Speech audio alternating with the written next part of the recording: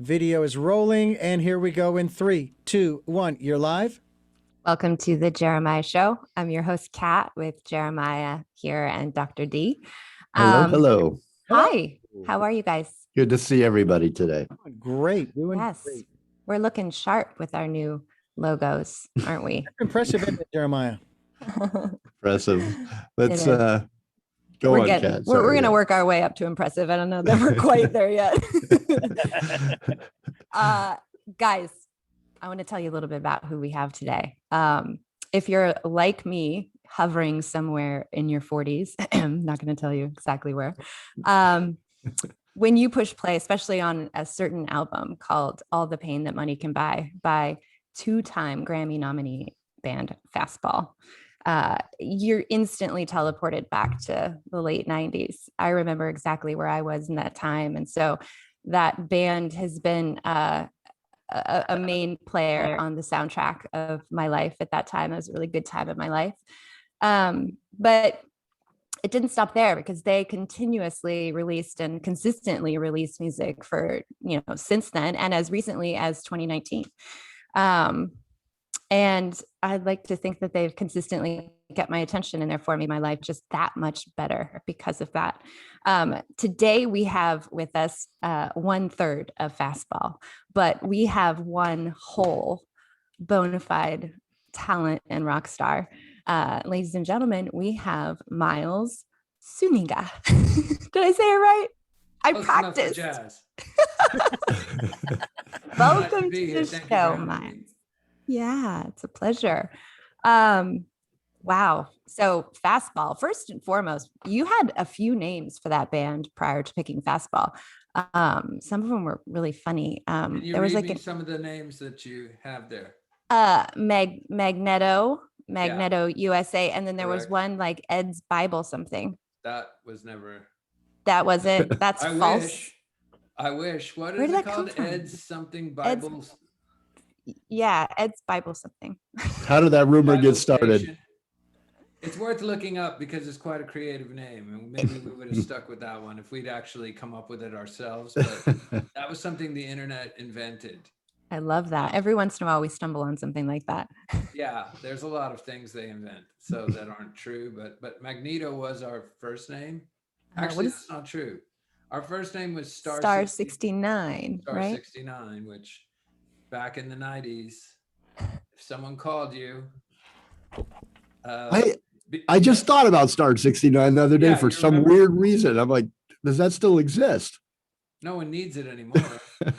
I know. I wonder if it's still there. I got to try But it. at the time, if someone called you and they didn't leave a number and you wanted to see who called you, you could do Star 69, and for a nominal fee, it would ring them back. It was like we $1. thought it was a great name. But, Yeah. there was a band from San Francisco called Star 69, so we couldn't use it in the end. You always found out after you've done like 20 shows that there's a band bigger than you that already has the name. Dang it. It doesn't matter what the name was. Yeah. It could be something like LSD Party with Leonard Nimoy, and someone would have the name.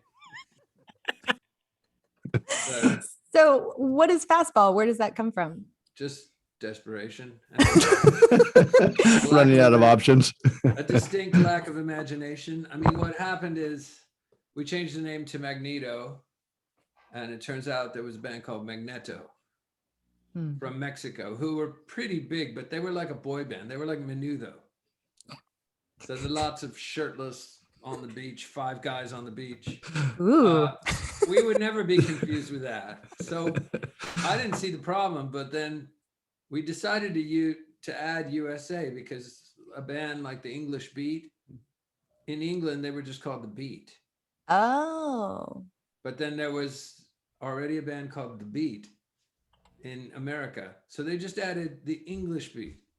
I didn't know that. And there was no problem. I thought, well, just do the same thing. Just add USA and we're good. And, by that point, we had a record deal, and the lawyers at Hollywood were like, nah, that's not going to work. Yeah. And so they kept urging us to change the name. And then it just became this game of like, what's not taken? Yeah. every name was taken. Every single name you could think of was taken. And you'd Yeah. also have to do a search every time. You'd have to have, it isn't like today where you just get on the internet. You'd have to go through this, have the Hollywood guy run a search. It took a couple of days to get back. And meanwhile, we'd already recorded our first album and it was waiting to be released, but you can't do the artwork if you don't know what the band's name is called. And everything runs on these deadlines, these quarterly, to make, for instance, to make the spring release, you have to have that stuff ready back in, September. Yeah. It's that much setup time to get it. So you're pushing the record back every time you don't have a name, it gets pushed back another 6 months or something. So we were just like, what's not taken? We'll call ourselves the Paper Clips. What's not taken at this point? Get the album out there. Yeah. I love it. I came up with a name for a quartet, couldn't find one, so I just called it the Quartet to be named later. You could have called it the Band to be named later. Yeah, I'm kind of glad Fastball's better than that. Okay. I think Fastball worked out for you just fine. Speaking of, reflect out loud for us, if you will, just over the last 20 plus years of being in a band and therefore in a relationship with two other guys. I have to applaud that fact. I mean, it's like most than more, marriages at this point in time. Like, what's the evolutionary arc over, your kids, when you start, and not that you're not a kid still. But what's that been like for you in a general way? I mean, when you start out, you're super, we were in our 20s, so we were, really cocky and really like, I'm going to be the star. No, I'm going to be the star, and kind of both songwriters. So it's like, my songs are better. Your songs are, we were just very, there's a lot of competition going on. And then,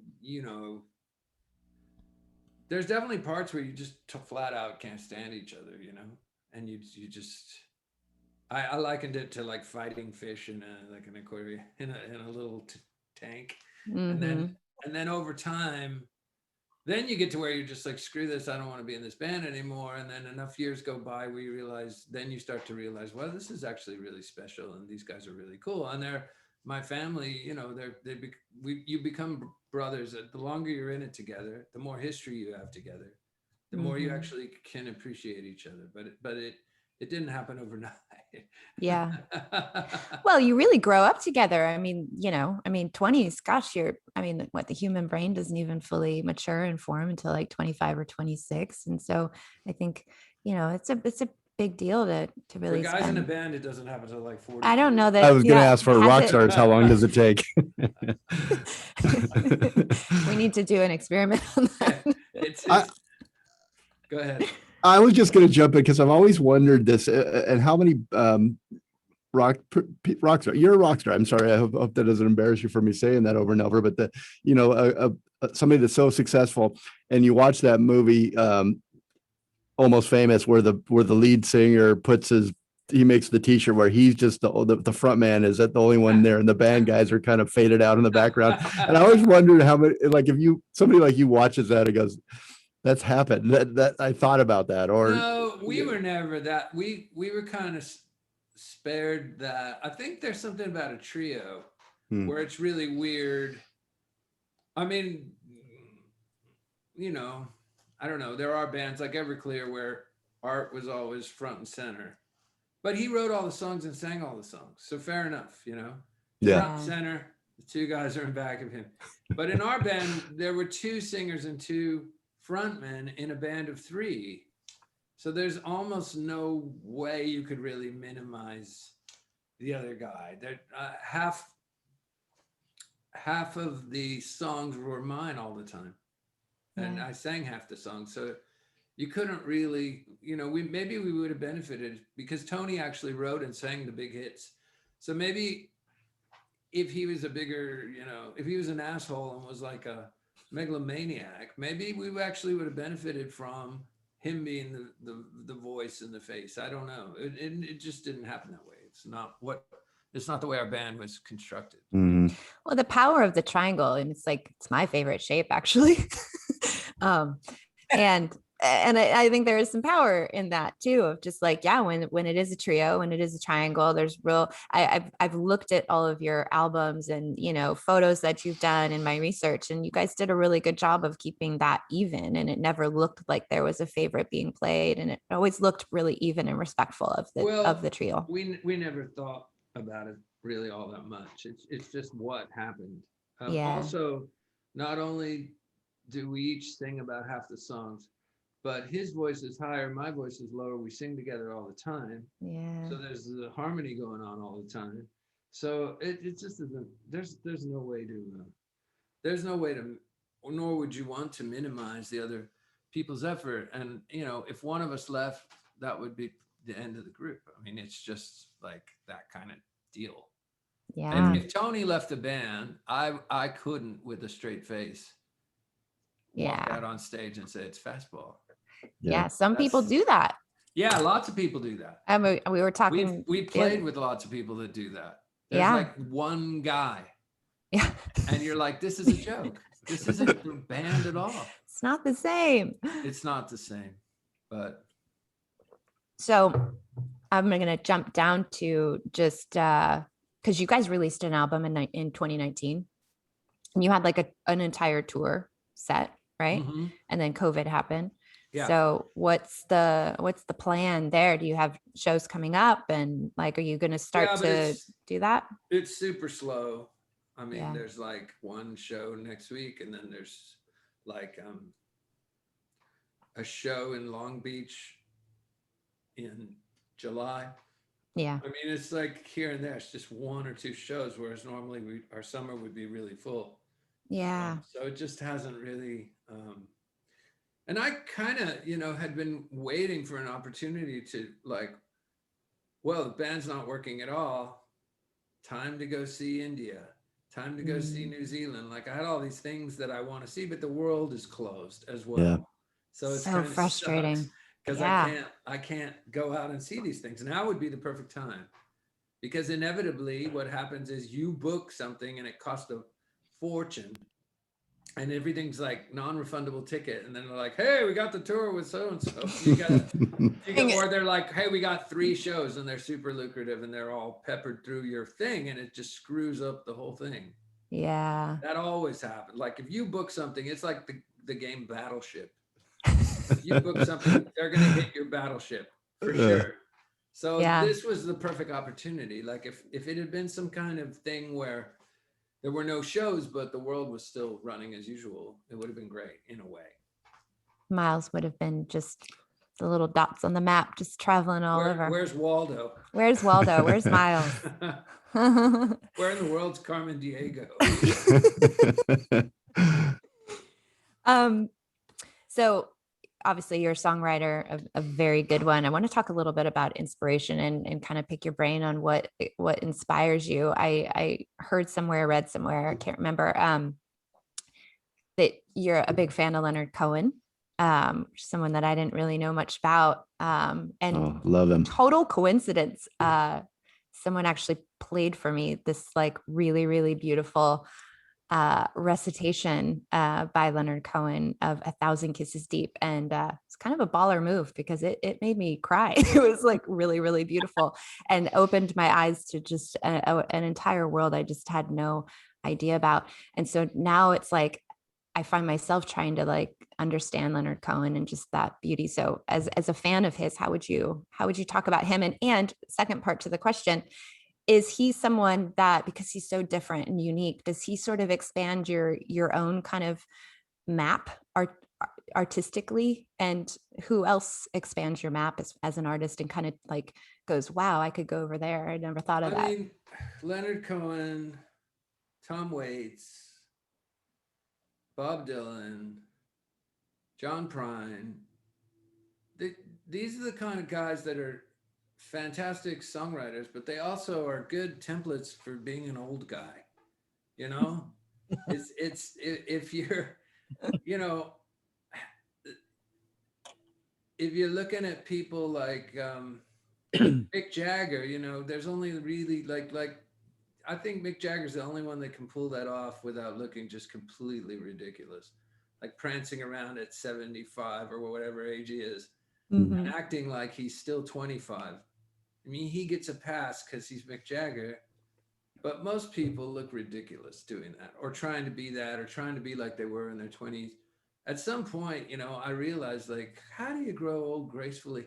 And who's writing songs about the age they're at? That's the other thing.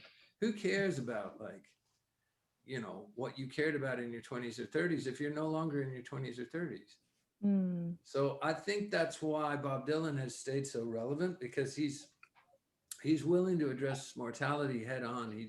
He doesn't shy away from it, and he puts it front and center about getting old and about losing things and about just having to deal with it. And it's interesting stuff, and he deals with it really well, and so does Leonard Cohen. And so just artistically, they're top shelf guys, but also just as a way to live, you know, they're kind of instructional just in how to kind of have some dignity about it and not be chasing your youth all the time. Yeah. And what about on the kind of lateral equivalent on the female side?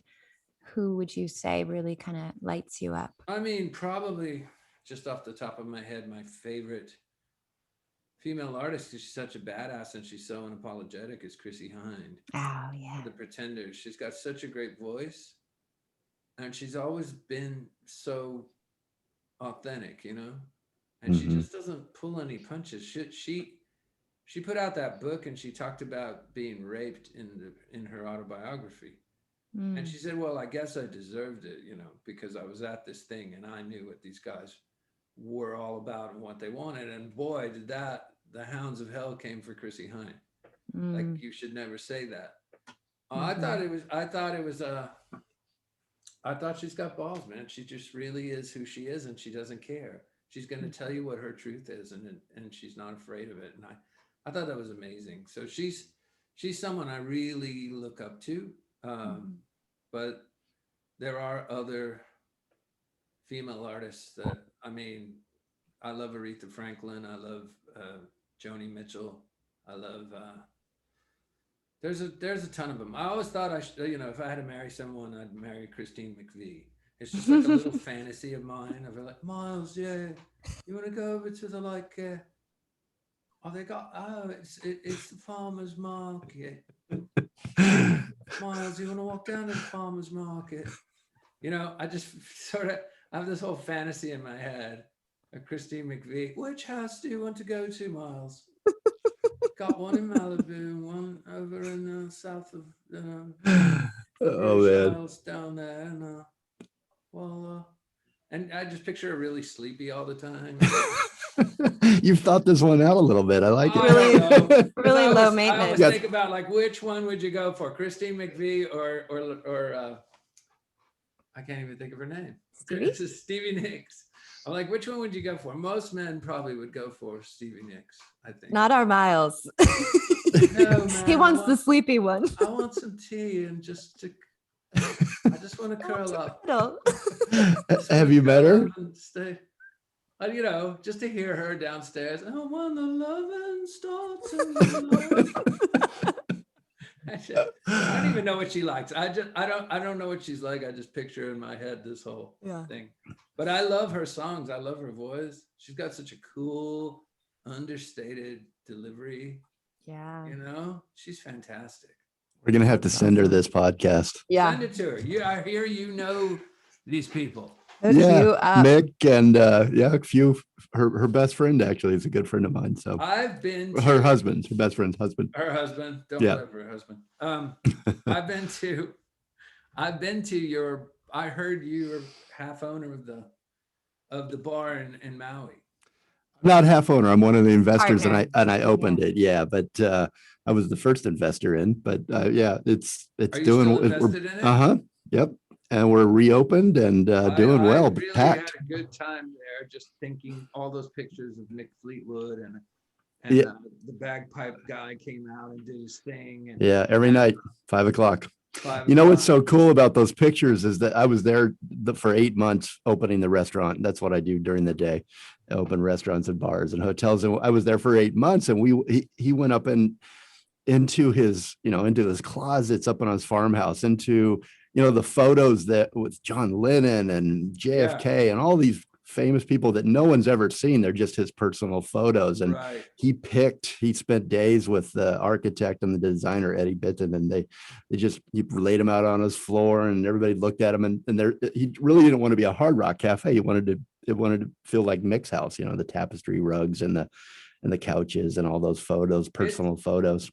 It's really great. So now, is this true? When the pirate flag is up, that means he's there at the bar? Yeah. Is that a fact? The red flag with Mick from the Rumors album. Okay. Where he's. Does he hold court? Can? Oh yeah, Mick. He walks the floor. He's he's got a glass of Beaujolais, his favorite. And he walks the floor and he plays. He's got his gold. He has over 1,000 drum sets, and that gold drum set there in the dining room on the second floor is he plays. You wouldn't believe how many people pop through like yourself, these great musicians, and then they just start jamming. That's the thing. I always imagine. Red flag means Mick's in the building. White flag means he's not. So I always imagine the day I fly out of Maui, that's the day Steven Tyler and Slash come down for the and they have some sort of crazy jam. Elton John, Eddie Vedder came through with his ukulele, and he played it all night for me. Mick did, and there's just some cool stories. Amazing. Awesome. Hey guys, we got to take a quick break. No. Yes, we do. We're gonna go out to the title track on your latest album called The Help Machine. Do you want to give us a quick 10 seconds on that song? 10 seconds. 10 seconds. You can take as long as you want. We'll move our commercials for you. Yeah. Fine. Go ahead. Okay. I just had this idea. I had this loop pedal, and I just had that little dun dun dun, that little riff that's there. I came up with it and looped it, and then I just started singing 1, 2, 3, 4, 5. I don't know why. And then I couldn't come up with. That was as far as I got. I got that first part of the song. And later, I was actually dating this French girl, and I was trying to impress her. And so later, we were riding around in the car, and the song came on the radio. I remember what song it was, but it triggered something in my mind. And I knew all of a sudden kind of what to do with the song. Not specifically, but like emotionally, I just felt this thing coming in. And she was in the car with me. And so I was like, watch this. So we drove home, we got to the house, and then I was going as quick as I could to get to the piano because I knew there was something there. And I go, I have an idea. And she was like, what? And I was like, just check it out. She was a musician too. And I got to the piano and I just went, I'm waiting online for the help machine. Like I didn't even really know what I was going to do. It just came out. And she was like, how did you do that? And I was like, I just did it. I like you. I didn't know how I did it. I honestly don't know how I did it. Something happened. And I got that part down. And so I'm always looking to do that. I've learned over the years to stay out of my own way. Like your subconscious knows what to do. And the hardest part is to not muck it up by trying to overthink things, or it really is almost like a channel. And once you dial in the station, you have to let it come through. And when it's coming through, you have to get it as quick as you can, because you don't know when the station's going to fade out. Yeah. Wow. Totally. Well, with that, we will take this quick break and we'll be right back. You're listening to The Jeremiah Show. All right, stand by. Very cool. I like that description. I wonder how many songs are written because you're trying to impress a girl or a guy. We can just take the rest of this interview and you can just run it through it. Right. Oh, it's on. It's not. You need to turn it up higher. Is everything okay? Everything's okay. I love the Chrissy McVie. That's awesome. Oh. You know she's gonna hear that. You'll probably be getting a call. Spotted tea. I can't do the accents though. Kat, how are you doing on your questions? I know I Good. jumped in there a few I'm times. good. No, you're Sorry. welcome to jump in anytime. Kat has an agenda and I don't want to mess it up. You're doing great. Great interview. Love the conversation. You guys are having a great conversation. You know what I really love? I wanted to say it on air, but I love These Ghosts Have Bones. I Mhm. love that album. We're going to talk about that for Okay, sure. good. I Actually, love it. in this next little section, we're going to talk about it. Okay. Yeah. I'll save my stuff till the end. Yeah. Well, that's the end. You can jump in anytime. No, I want you to get your interview. Okay. Dr. D, how you doing over there? Well, doing well. You look like you've joined us from the future now. You're Oh yeah, you're more not solid. Terminator anymore. That background. Try to maintain that as best. Maintain. I'll try to maintain, but you know. Miles, thanks so much for your time. We really appreciate it. Sorry we got started late on No problem. Okay, here we go. In 3, 2, 1, you're live. Welcome back to the Jeremiah Show. You have Kat here with Jeremiah, Dr. D, and then the wonderful Miles Zuniga from Fastball.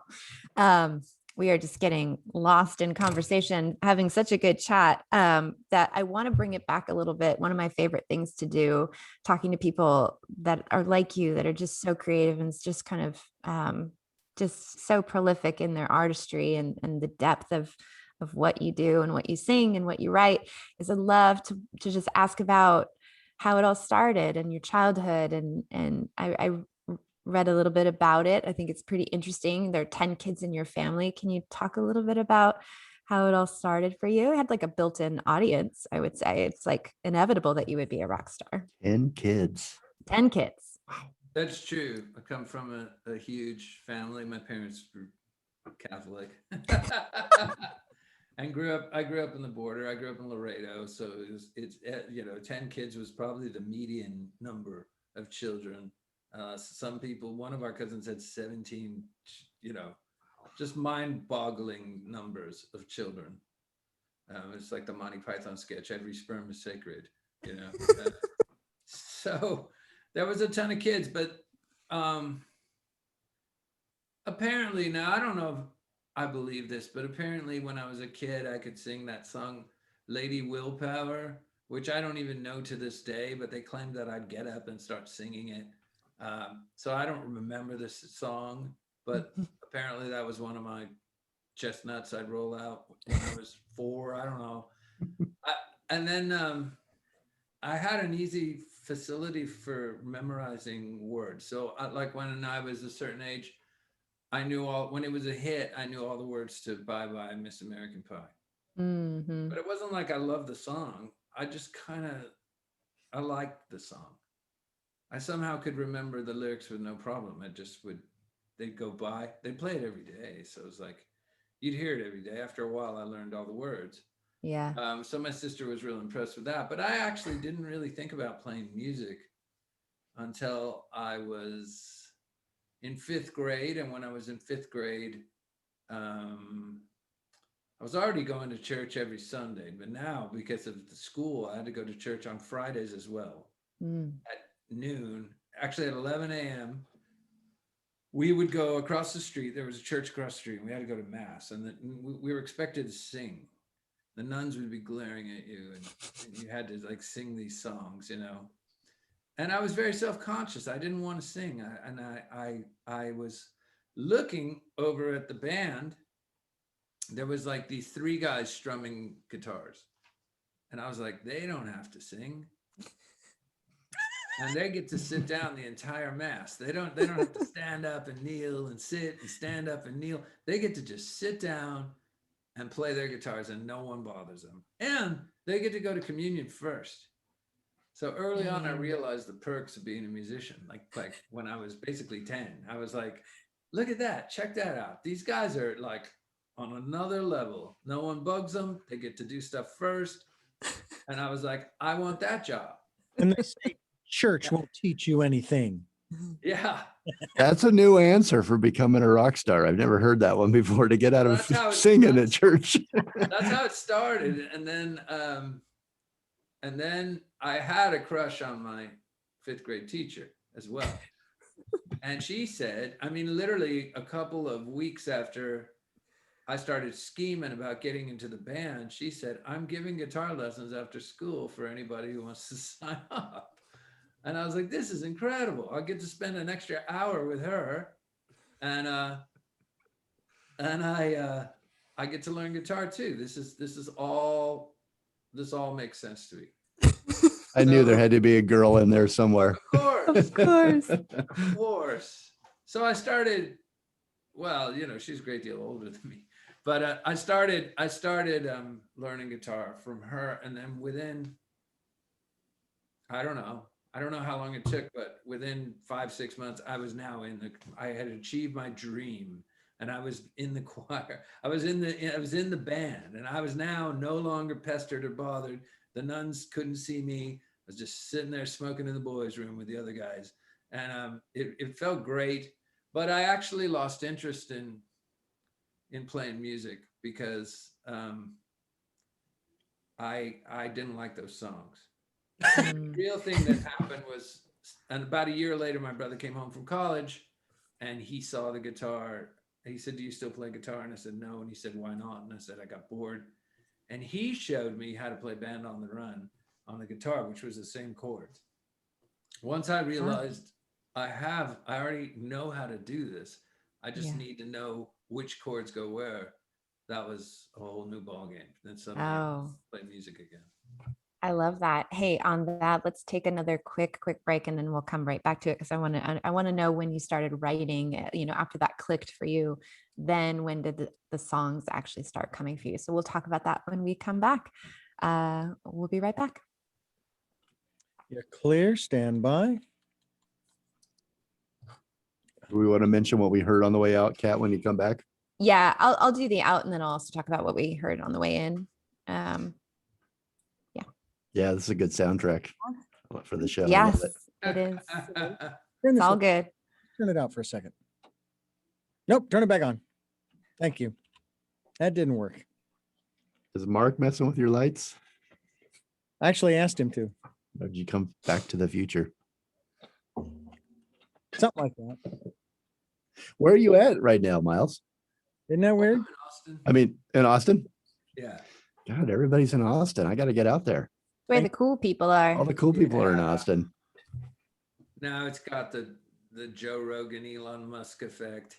Yeah. Oh, is Joe there? I thought he was somewhere in Wyoming or somewhere. No, he moved here. And he keeps talking about how great it is. And you want him to stop? Goodness. Stop. More people are coming. Oh, it's just at this point, it's just an avalanche. Okay. What happened here? What is, oh, for the love of, all right, hang on. On his show, he actually said it's a utopia. Yeah. To Elon Musk. Elon Musk said it's going to be the biggest boom city in 100 years. And Joe Rogan said it's a utopia. And I was like, you should have seen it in 1984, buddy. That's when it was really a utopia, when rent was $150 and there was no traffic, and it was amazing. And he could get into every bar and see your favorite band. And The best, man. Yeah. It really was Shangri-La. How long have you lived there, Miles? I mean, I moved here in 84, but I moved 84? away 3 or 4 times. So on and off, you know, Mm-hmm. like I'd always want, no matter where I go, I always keep, I like to keep a footprint here, because it's just, there's something about this town. I'm not sure what it is. You know, my family, a lot of my family lives there. And, you know, the Gene Street family, he started Black Eyed Peas and Spaghetti Factory. He had about 250 restaurants at one time. Now they've got Liberty Burger and Gene's Fine Chicken. But they're restaurateurs there in town and throughout, you know, Dallas and all that. But they lived in Austin. So I got a lot of cousins and family that live there. I haven't been back for about 10 years, though. Where do you? I'm in Santa Barbara. Here. We broadcast out of Santa Barbara. Okay. Yeah. By the way, I have a lot in common with Kat and Miles. I've never been to Austin. Well, you got to do a show out there. How's the technical talking to you? Are you getting beamed back in yet? How's our? Oh my Lord, what happened? He's in a different studio today in a different room, so Hang on a second. probably new stuff. One Miles, second. Depixelating. Oh, there you are. Yeah, I gotta fix that. Hold on. What was your question? I I was going to ask you, I don't want to take up too much of your time, but are you able to go a little bit past 1 if we I need to go because we ahead, started yeah, late? sure. Okay. I know. I just don't want No worries. Kat distress over there. She's no looked forward to stress. talking to you. No stress. We got time. You like me putting that on you, Kat? You're like, I'm not stressing. I'm drinking Which, my tea, and the I little know. tag says, "This life is a gift," and I couldn't agree more. I'm just drinking my tea, staying in the moment. You guys Everything's fine. do it in an English accent next time, would You you? don't get cynical, huh? No, I do. I do. I'll be your Christine McVie. Do you want some tea? Miles, come downstairs. Yeah, exactly. Come downstairs. Downstairs and snuggle. Oh, take a nap. Let's Oh my watch God. Faulty Towers. You have created a monsteress. Yes. All right. Are we ready? Not that I'm stressing. There we go. 3, 2. Oh, Miles, could you move in a little closer, please? Yes. I'd appreciate that. For the mic. Or, Yeah, to the mic. Show us that mug. oh, I could just turn it up too. Yeah, that would be good. All right. Turn Thanks for listening, Dr. D. Appreciate catching that. Yeah. We want to get the very best sound quality. Get the best sound. We got the golden Is voice that here. better? Let me hear you again. Yes. Can you bring it up any higher? Yeah, man. Yes. All right, there we go. There we go. All right, All right. knock this one out in 3. This is a shorty, Cat. 3. This is our last break. No, And then we no, we got one more break to go. Got one more break. 3, 2, 1. Welcome back to the Jeremiah Show. We're here with Miles Zuniga from Fastball. When we went out to break, you heard Fire Escape, and coming back in, you heard The Way, which I have to say, ever since I knew that I was going to talk to you today, Miles, I have heard that song so many times. It has played. It was on the news this morning. They played just the instrumental going out to commercial break on like national CBS, news. Like it's been playing in we my got paid car. for that. Yeah, I hope you got paid for that. Oh yeah, that song's been a financial pleasure the whole time. Yes, I bet, because it's just and it's just so good. I have a question. So a good friend of mine, I was mentioning that I was going to talk to you today, and they were like, "Oh my gosh, that's so cool." And then they're from Belton up north here of Austin. And they said that song, The Way, was written about people that like went missing in Belton. Yes. Uh-huh. Is that true? I don't know if they're from Belton, but Okay. So can you tell us a little bit about Minor. like what that song is about specifically? well, okay. Tony wrote that song. He wrote it. He was we were trying to get as many songs as we could together. I guess he was having writer's block or something. And our A&R guy said, do what John Lennon would do, which is pick up a newspaper or something and just write a song around a story in the newspaper. So that's literally what he did. And there was this elderly couple that had gone missing. They were going to a family reunion. They never arrived. Oh, wow. And he wrote the song about that as a starting point, but he didn't know what had happened to them. So tragically, they were found hundreds of miles from their destination in a ravine. They were in an RV, and they both died. It's a tragic story, but that isn't really what the song is about. That was just a starting off point for the song. Right. But the morbid fascination with the story did actually become part of the song. Everywhere we went, people would ask about it, and then it got, the more we got asked about it, the more it got broadcast, the more we get asked about it. Yeah. I remember a woman at some radio station that interviewed us said, tell that story. Wherever you go, tell that story. That's a hook. Tell that story. So, we did, but really the song is about freedom. The song is about just picking up and leaving. And that's what people respond to. So many people have come up to us and go, that's my song. Yeah. And really they're all talking about a different aspect of their life, but it just resonates with people.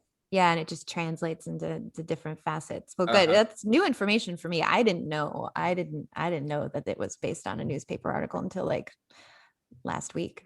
So All right, so let's jump back in because I know when we went to break, I want to. We were talking about you being like, what grade? Your brother came back from college. You had given up on guitar, and then he kind of like reframed that for you and showed you, oh, whoa, you already know how to play and you can kind of do your own thing. So when did the writing start? Did it start immediately, or did it take some time for you to go, I think I want to pour something out? For some reason, I started writing. So I mean, I guess at some point the Beatles became my favorite band, and John and Paul and George were all great songwriters, and that was kind of part of their deal. Even if you just had a cursory knowledge of the Beatles, you knew that they were like even in 1977 or 8 or whenever this was happening for me, they were already acknowledged as kind of the giants of the 20th century as far as rock music, pop music. It had only been not even a decade since they broke up, but they were recognized as they are the Rodgers and Hart of the pop songwriting world. So it seemed like everyone wrote songs. Elton John wrote songs. David Bowie wrote songs. There wasn't too many artists around that didn't write their own songs. I mean, now it's pretty common again. Mm-hmm. And it was common before, but since the Beatles, everyone wrote songs. So I was like, well, that's part of the deal. You don't just play guitar, you also write tunes. And so mm-hmm. I started writing stupid songs when I was 12 or something, 13. I wrote my first song. It was called "I've Got the Girl and She's Got Me." Like Aww. Do you still know how to play it? No, maybe I don't. Maybe the middle second. I don't know. It was just a dumb song, but it was just you have to write a million dumb songs to get one good one. So it was the first dumb song. Aw, that's so awesome. And you haven't stopped. I mean, you're writing all the time. In fact, aren't you part of Bob Schneider's song club or something like that? Yes. Yeah. How's that work? Bob Schneider's Song Club for Men. What's the subscription? Monthly subscription? Yeah. How much does that set you back a month? He spits out a prompt. It doesn't have to be the title. You just have to use it in the song. Mm-hmm. And it's merely a device to get you to get up off your butt and write a song.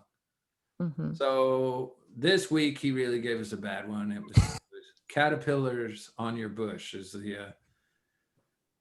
was the prompt he gave me. Mm-hmm. And I did what I could with it. I wrote a song no one will ever hear. You're not going to play it for us? What's that? You're not going to play it for us? No. Well, I'll recite the first verse. Who's the man with the pretty face? Who's the guy with the big briefcase? Who's that hippie with the red guitar? Who's that douchebag in the Jaguar? I'm trying to get around all the caterpillars on your bush. There, that's I kind of like it. That's what I wrote. I like that. I would probably change the title. Yeah. But the other lyrics are pretty good. Yeah, I liked it. That's the thing. You're just generating talent. ideas. You got talent, my friend. Thank you. You're just generating ideas, and some of those ideas become sort of spare parts. It's like a big junkyard of ideas, and there's good ideas in there. Yeah. And you could probably fashion a really nice automobile out of the spare parts. So, and sometimes you get lucky and you just get a great song all in one. Yeah. I don't think people realize the physicality of like exercising that muscle and that skill of writing a song. It's sometimes it's a lot of work, right? Would you say? It's discipline. Yeah. And I've met so many people that call themselves songwriters, but they're not really songwriters. And they always make the same mistake, which is like, I have to be inspired. Right. It's like, well, you're never going to do anything if you're waiting around for inspiration. Yes, inspiration is the rocket fuel that really gets the job done. But as they say, the muse likes to see you working. So if you're just sitting around waiting, you're wasting your time. You need to be disciplined about it, and you need to do it as often as possible. Do it all the time. And what happens is, the best thing that happens is you lose your preciousness about it. The worst thing you can do when writing a song is thinking, I'm writing, someone saved my life tonight right now, or I'm writing yesterday. Like, this is a masterpiece. No, it isn't. It's just another stupid song. Get it done. If you take out the preciousness, you will get it done, and you'll probably will write a better song than if you think this has to be perfect. Because when you're creating, think of it as cement. As long as the cement is wet, you can go anywhere. Once the cement dries, you're fucked. You're screwed. You can't, can I say that? You can't, you can edit it out, I guess. Yeah, I'll look it up. You're screwed. You can no longer create. And when that happens to you, it's because you got attached to an idea. So you created this idea. It's a pretty good idea, but now everything has to be as good as that idea. And now you're paralyzing yourself. It's not as good. It's not as good. What am I going to do? It's like, forget it, man. Just forget it. Just write the damn song. Yeah. Loosen up. Throw out that verse you love so much. Throw it in the trash and start again, because then you're free and you can do whatever you want, and the song will be better for sure. I love that. Well, speaking of songs and better songs, one of my favorites, we're gonna take another quick break, and we're gonna go out with Working on a Love Song, which is one of my favorites on These Ghosts Have Bones. Do you want to just tell us a little bit about that song? I wrote that song with a guy. I was at this songwriting, sort of like the Bob Schneider thing, only transplanted to a very glamorous location. It was in Italy. It was in a villa in Italy. All our meals brought to us. Like, it was incredible. A diva. Beautiful countryside. And all you had to do was write a song a day, and you were paired with people. And it was the guy from Squeeze, Chris Difford. He organized it, and he'd pair us up with people. I got paired with this Scottish guy named Aresti, and he was really hilarious. He would, these girls came in that were also writing songs. They go, we're having trouble. We need some ideas. What's your favorite quality in a woman? And I said, patience. And Aresti said, amnesia. So that's the kind of guy he was. And What a pair. it was my last day there, and I was trying to write a song for my now ex-wife. We were married at the time. I was trying to write a love song for her, but as you might suspect, writing love songs is very difficult. They've all been done. There's a million of them. And so the best I could do was write a song about trying to write a song for her. Love it. That song's about. I love it. Well, with that, we're going to take another short break. I think it's our last break. Thank goodness. And enjoy Working on a Love Song. And we'll be right back. You're listening to The Jeremiah Show. Okay, good. Yeah, good. Where are we at in minutes, Dr. D? Recording wise? So far, minutes, it's ridiculous. We're good though. I mean, we're good. It's not a problem.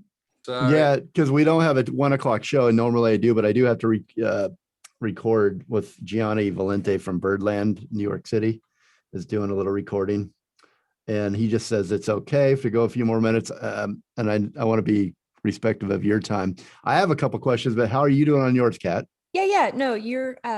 Maybe just to come back for a few minutes. I could spend all day with this guy, but you ask your questions. I know. No, jump in for sure. We'll just shut off our cameras and let you guys keep going. Okay.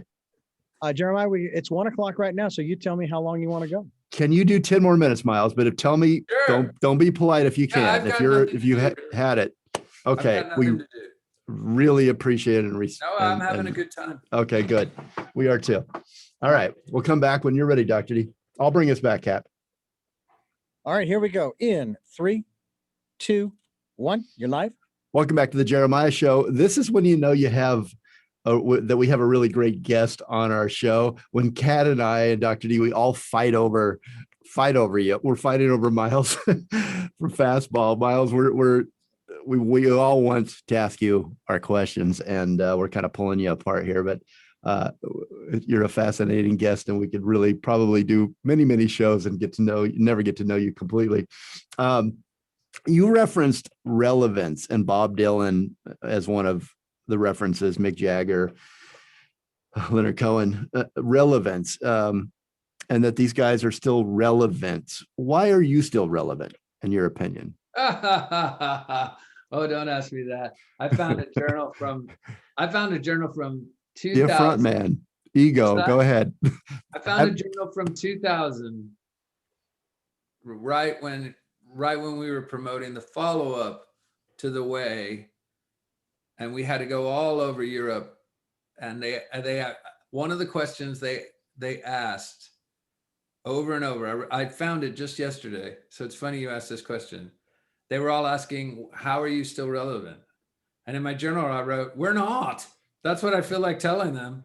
So I don't worry about stuff like that. I really don't, to be honest. I don't care if I'm relevant or not.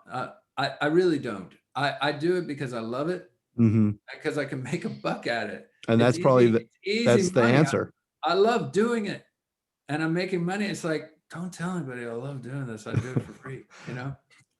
Well, you've been really, we keep using the word, but a rock star. You really have been in the forefront and been a lot and hit after hit for decades, which not many bands can say that. They're on maybe a couple of hands, that you can count that bands that can say that and have done that. With that perspective, how has your journey differed from what your younger self thought about? Did you think about becoming as established, as big as you are, as much of a, as relevant as you are for decades now, when you were younger? How has that differed from your younger self's perspective on what you wanted to be and what you are now? Has anything? I thought that the getting would be what I was after, what I wanted was to be on the radio. What I wanted was to sleep with all these beautiful women. What I wanted was to do a bunch of drugs. What I wanted was to have a great time. And what you realize over time is, like, all those things are fine and dandy, but that's not really why you're doing it. You're doing it for the sheer joy of doing it. Much like, why do you swim laps? If you're a swimmer, do you swim laps because you're trying to get somewhere? That's ridiculous. You're not doing it to get anywhere. You're not doing it because you have to do it. You're doing it because it gives you pleasure. Just the act itself gives you pleasure. Playing the piano, the act itself gives you pleasure, Going for a walk. You don't go for a walk specifically, usually, to get anywhere. You go for a walk because it's pleasant. So it's the same. It's the act itself is going to actually be better than almost all the other side rewards that come with the job. All that stuff is just temporary pleasure. And like all pleasure, it just fades out. It doesn't sustain you. There's nothing inherently valuable about it. What's valuable is the act itself. That's self-sustaining, and it always feels good. It's free to do. It makes other people happy. It's like a great, beautiful thing.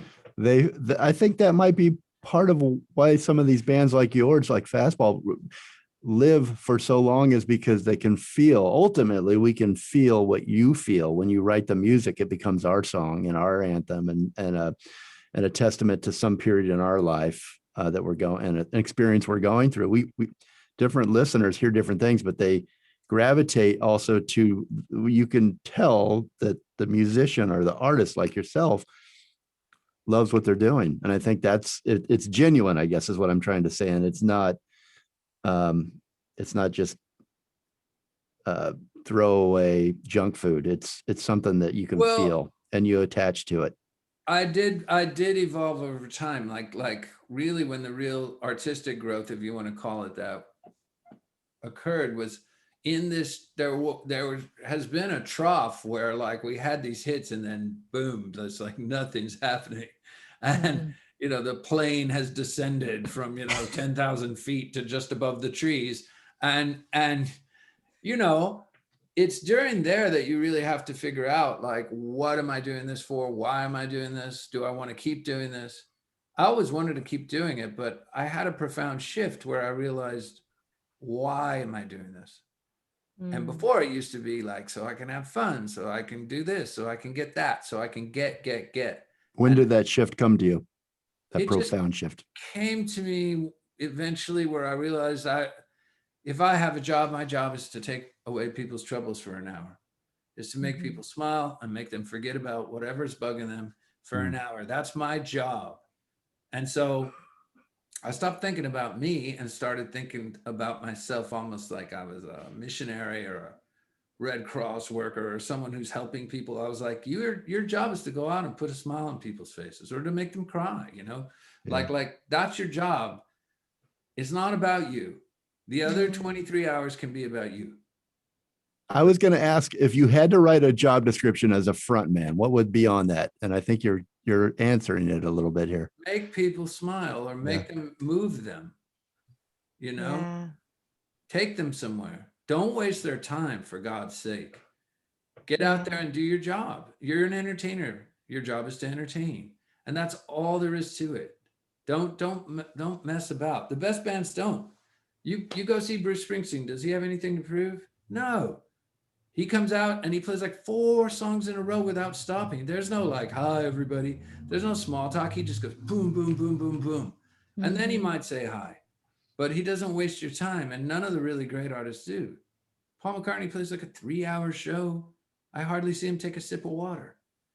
So then you go see a band at a bar and they're like, in between songs an eternity, and they're scratching their ass and they're like drinking beer and they're making banter that's not funny or anything. They're wasting your time. Yeah.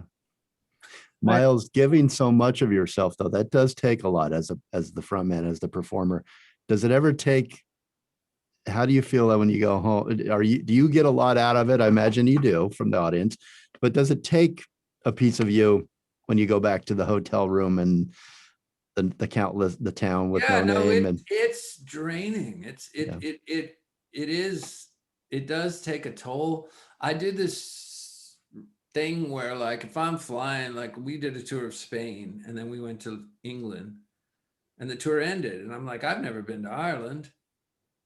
I want to go to Ireland. And the airfare is already paid for. Like the flight in and the flight back is already paid for. All I have to do is buy a round trip to Dublin out of Heathrow and I'm good.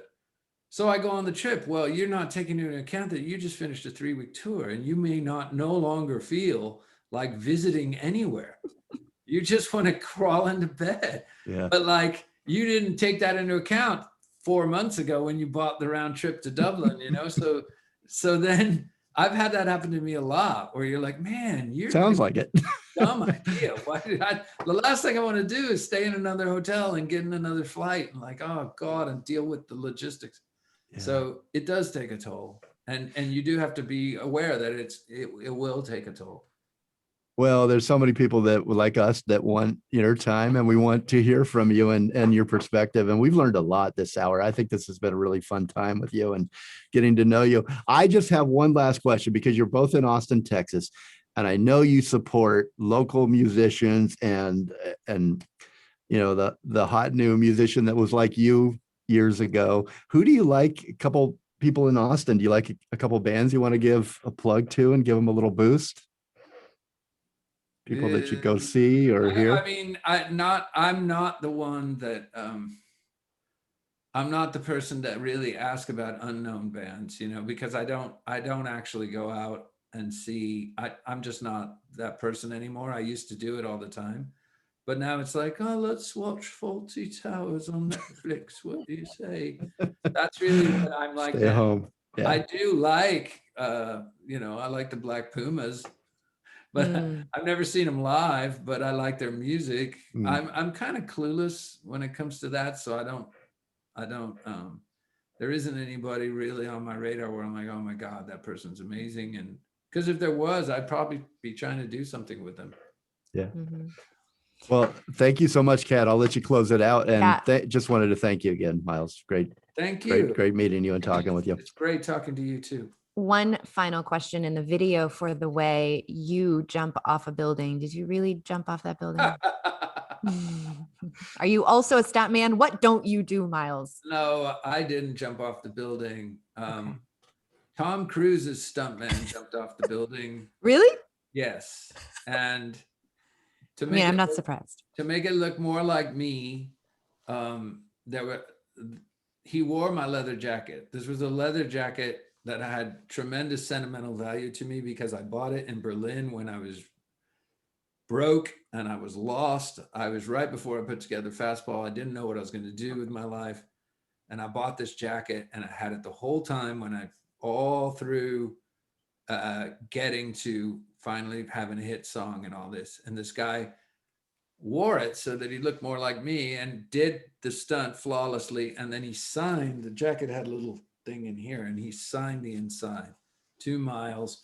It was like, it made the jacket even more special. And then I left it in a hotel room in Toronto and never got it back. Oh, no. Like a few days later, literally. Oh, So that's how it goes. On the yeah. road. On the road.